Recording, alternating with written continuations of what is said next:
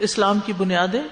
ابن عمر رضی اللہ عنہما سے روایت ہے، رسول اللہ صلی اللہ علیہ وسلم نے فرمایا، اسلام کی بنیاد 5 چیزوں پر رکھی گئی ہے: گواہی دینا کہ اللہ کے سوا کوئی معبود نہیں اور بے شک محمد اللہ کے رسول ہیں، نماز قائم کرنا، زکوٰۃ ادا کرنا، حج کرنا اور رمضان کے روزے رکھنا. 5 پلرز ہیں ہمارے دین کے، ٹھیک ہے، جن پر یہ چھت کھڑی ہے. حضرت عائشہ رضی اللہ عنہ سے مروی ہے کہ رسول اللہ صلی اللہ علیہ وسلم نے فرمایا، 3 چیزیں ایسی ہیں جن پر میں قسم کھا سکتا ہوں. ان میں سے ایک یہ کہ اللہ عز و جل اس شخص کو جس کا اسلام میں کوئی حصہ ہو اس کی طرح نہیں کرے گا جس کا کوئی حصہ نہ ہو. اور اسلام کا حصہ 3 چیزیں ہیں: نماز، روزہ اور زکوٰۃ. مختلف احادیث اس بارے میں آتی ہیں، لیکن جو یہ جامع حدیث ہے جو امام بخاری لائے ہیں، جس میں اسلام کا پورا تعارف کرا دیا گیا ہے. اسی طرح حدیث جبریل میں بھی ہمیں یہ بات وضاحت سے ملتی ہے کہ شہادتین کے علاوہ نماز، روزہ، حج، زکوٰۃ. ٹھیک، یعنی اگر کوئی شخص لا الہ الا اللہ محمد الرسول اللہ پڑھ لیتا ہے لیکن نماز نہیں پڑھتا تو اس کا دین ناقص ہے، اور بعض کے نزدیک تو وہ دین سے ہی خارج ہے. اسی طرح کوئی روزے کا انکار کر دے یا حج کا انکار کر دے یا زکوٰۃ کا انکار کر دے تو وہ بھی اسلام کی بنیادیں ڈھانے والا ہے. تو ان ارکان میں کمی نہ کرنے والوں کے لیے کامیابی بھی ہے. ایک شخص رسول اللہ صلی اللہ علیہ وسلم کے پاس آیا، اس کے بال پریشان بکھرے ہوئے تھے، اس کی آواز کی بھنبھناہٹ سنائی دے رہی تھی مگر اس کی بات سمجھ میں نہیں آ رہی تھی کہ وہ کیا کہہ رہا ہے. یہاں تک کہ وہ نزدیک آ گیا، پتہ چلا کہ وہ اسلام کے بارے میں پوچھ رہا ہے. تب یہ اسلام کی ایک سٹرکچر ہے، ایک ڈھانچہ ہے اور اسلام کی ایک اصل بنیادیں ہیں. تو رسول اللہ صلی اللہ علیہ وسلم نے فرمایا، اسلام یہ ہے کہ دن میں 5 نمازیں پڑھنا. اس نے کہا، مجھ پر اس کے سوا تو کوئی نماز نہیں. آپ نے فرمایا، نہیں مگر یہ کہ تو نفل پڑھے. رسول اللہ صلی اللہ علیہ وسلم نے فرمایا، رمضان کے روزے رکھنا. اس نے کہا، مجھ پر اس کے سوا کوئی اور روزہ تو نہیں. آپ نے فرمایا، نہیں مگر یہ کہ تو نفل روزے رکھے تو اور بات ہے. پھر رسول اللہ صلی اللہ علیہ وسلم نے اسے زکوٰۃ کا ذکر کیا. وہ کہنے لگا، کیا مجھ پر کوئی صدقہ تو نہیں؟ آپ نے فرمایا، نہیں مگر یہ کہ تو نفل صدقہ دے. پھر وہ شخص پیٹھ موڑ کر چلا گیا، یوں کہتا جاتا تھا، اللہ کی قسم نہ اس سے بڑھاؤں گا نہ گھٹاؤں گا. آپ نے فرمایا، اگر یہ سچا ہے تو کامیاب ہو گیا. یعنی کامیابی کے لیے یہ لوازمات تو ضروری ہیں. اب کیا کہیے ان لوگوں کے بارے میں کہ جو اپنے آپ کو مسلمان بھی کہتے ہیں لیکن نمازوں میں بھی ڈنڈی مارتے ہیں. اب تو آہستہ آہستہ روزوں کے بارے میں بھی لوگ بہت تساہل پسند ہوتے چلے جا رہے ہیں. پہلے یہ ہوتا تھا کہ نماز پڑھیں یا نہ پڑھیں روزے ضرور رکھتے تھے، لیکن اب اس کے بارے میں بھی وہ پابندی نہیں رہی. پھر اسی طرح زکوٰۃ، اب مثلا کسی کی زکوٰۃ اگر رمضان میں فرض ہو گئی ہے تو اس کو ذوالحج تک نہیں ٹالنا چاہیے، رمضان میں ہی نکال دینا چاہیے. یعنی آپ میں سے ہر ایک کو اپنی اسلامی کیلنڈر کے مطابق زکوٰۃ کی تاریخ معلوم ہونی چاہیے اور اس تاریخ تک آپ زکوٰۃ نکال چکے. تو بہرحال اسلام کی بنیادوں میں سب سے پہلی بنیاد کیا ہے؟ شہادتین، اشہد ان لا الہ الا اللہ و اشہد ان محمد رسول اللہ. یہ دنیا اور آخرت میں ایمان والوں کا قول ہے. رسول اللہ صلی اللہ علیہ وسلم نے فرمایا، مسلمان جب قبر میں سوال کیا جائے گا تو وہ گواہی دے گا کہ اللہ کے سوا کوئی معبود نہیں اور یہ کہ محمد اللہ کے رسول ہیں. تو اللہ کے اس فرمان کا یہی مطلب ہے کہ اللہ تعالیٰ ان کو قول ثابت کے ساتھ ثابت قدمی عطا فرمائے گا، یعنی ان کی کامیابی ہو جائے گی.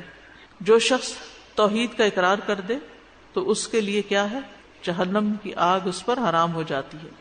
تو کسی بھی شخص کا کوئی عمل قبول نہیں جب تک کہ وہ کلمہ شہادت نہیں ادا کر لیتا. یہ مسلمان ہونے کی علامت، اسلام میں داخل ہونے کے لیے ضروری ہے.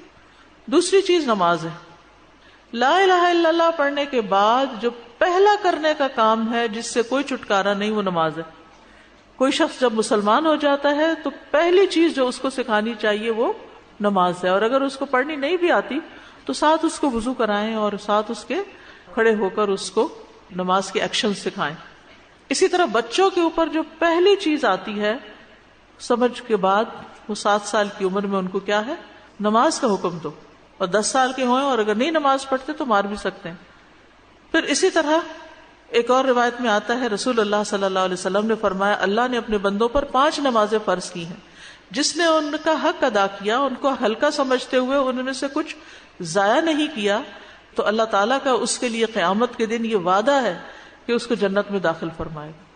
تو پہلی چیز جس کا ہمیں اہتمام کرنا ہے اور اس میں کوئی کمی نہیں آنے دینی، اس کے آداب اور شرائط اور فرائض اور ساری چیزیں، وہ نماز ہے. اگر نماز درست ہوگی تو سب چیزیں درست ہو جائیں گی، اور اگر کسی کی نماز ہی درست نہیں تو باقی چیزیں تو پھر قابل قبول نہیں. بہت سے لوگوں کو یہ دیکھا گیا ہے کہ وہ مثلاً علم حاصل کرنے میں لگتے ہیں، پڑھنے پڑھانے میں لگتے ہیں، یا دین کے کام میں لگتے ہیں، نمازوں سے سستی برتنے لگتے ہیں. سستی کیا، دیر سے پڑھتے ہیں، یا یہ کہ بس جلدی جلدی 2-4 ٹھونگے مار لیتے ہیں. یہ میں نے اپنی آنکھوں سے مشاہدہ کیا. تو مجھے بڑی حیرت ہوتی ہے کہ دین کی خدمت صرف دوسروں کو لیکچر دینا ہے اور خود اپنی ذات پر اس کو اپلائی کرنا نہیں ہے. تو ہم سب کو اس چیز کے بارے میں کانشیس ہونے کی ضرورت ہے، اور جان بوجھ کے تو نماز چھوڑ ہی نہیں سکتے. نبی صلی اللہ علیہ وسلم نے فرمایا جان بوجھ کر نماز کو مت چھوڑا کرو، اس لیے کہ جو شخص جان بوجھ کر نماز کو ترک کرتا ہے تو یقیناً اس سے اللہ کی ذمہ داری ختم ہو جاتی، پھر بخشش کی کوئی گارنٹی نہیں ہے. تیسری چیز روزہ ہے. یا ایھا الذین آمنوا کتب علیکم الصیام کما کتب علی الذین من قبلکم لعلکم تتقون. رمضان کے مہینے کے روزے فرض ہیں، لیکن ہر مہینے 3 روزے رکھنا سینے کے کینے کو دور کر دیتا ہے، ڈپریشن کا علاج ہے، دل کی گھبراہٹوں کا اور دل کی بے چینیوں اور پریشانیوں کا. چاہے ایام 20 کے رکھ لیں، چاہے سوموار جمعرات کا رکھ لیں، یعنی ہر مہینے ہر ہفتے 1 روزہ رکھ لیں. تو نیت میں اور ارادے میں رکھیں، کیونکہ ان 3 روزوں کی فضیلت بہت ہے.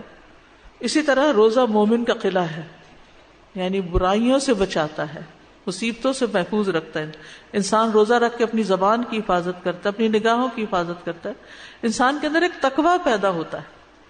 یعنی ہم میں سے اکثر لوگوں کی یہ تمنا اور خواہش ہوتی ہے کہ متقی بن جائیں، لیکن اس کے لیے ان چیزوں کا اہتمام نہیں کرتے جو تقویٰ لانے والی ہیں.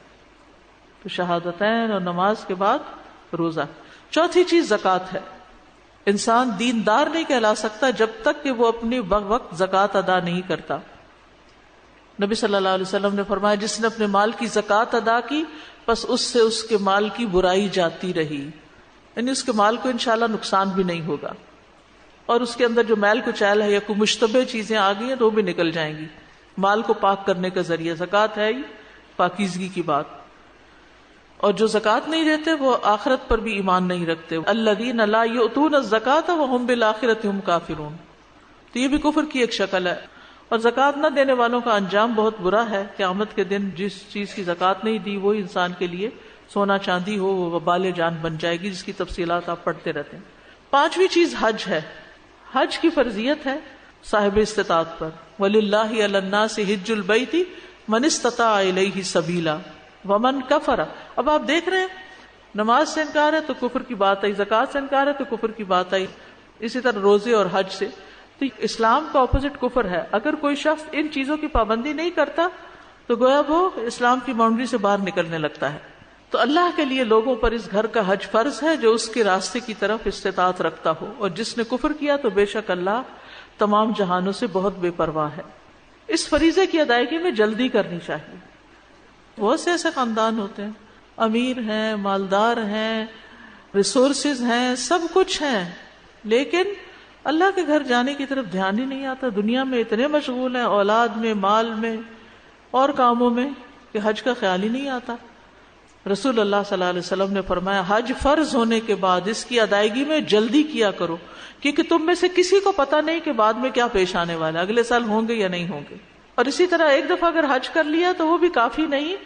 رسول اللہ صلی اللہ علیہ وسلم نے فرمایا یقیناً اللہ تعالیٰ فرماتے ہیں جب میں بندے کو اس کے جسم کے لحاظ سے صحت دوں اور اس کی معیشت میں وسعت دوں اور اس پر 5 سال گزر جائیں اور وہ میری طرف نہ آئے تو وہ محروم ہے. جسمانی صحت میں فٹ ہو اور پیسے بھی ہوں تو دوبارہ بھی حج ریپیٹ کرنے میں کوئی حرج نہیں. اور حج مبرور کی جزا جنت کے سوا کچھ نہیں.